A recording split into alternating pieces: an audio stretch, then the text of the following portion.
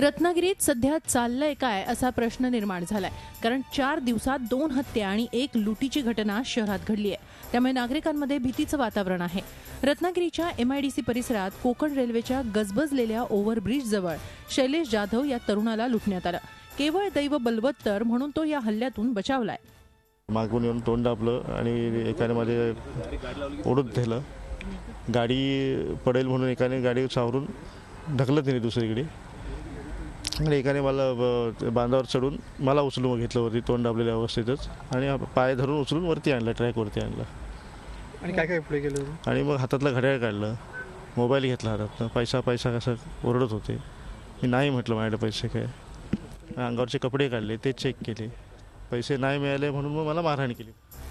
लुटालुटीच्या वाढत्या घटनांनंतर पोलीस यंत्रणाही अलर्ट झाली आहे. त्या मुलाचं घड्याळ चोरीला गेलेलं आहे आणि एक मोबाईल गेलेला आहे. तर त्याप्रमाणे आपण गुन्हा दाखल केलेला आहे. त्याचा तपास PSI पवार करत आहेत. तर तपासाच्या अनुषंगानं आपण त्याच्या मोबाईलचे नंबर घेऊन ते CDR साठी दिलेले आहेत. CDR वरून आपल्याला IMEI नंबर मिळेल. गेल्या 4 दिवसात 2 हत्या आणि आता लुटालुटीची घटना घडल्यामुळे नागरिक भयभीत आहेत.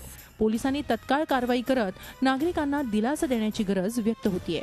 प्रणव पोळेकरसह bureau report, Zee media, Ratnagiri. Zee 24 तास रहा एक पाऊल पुढे.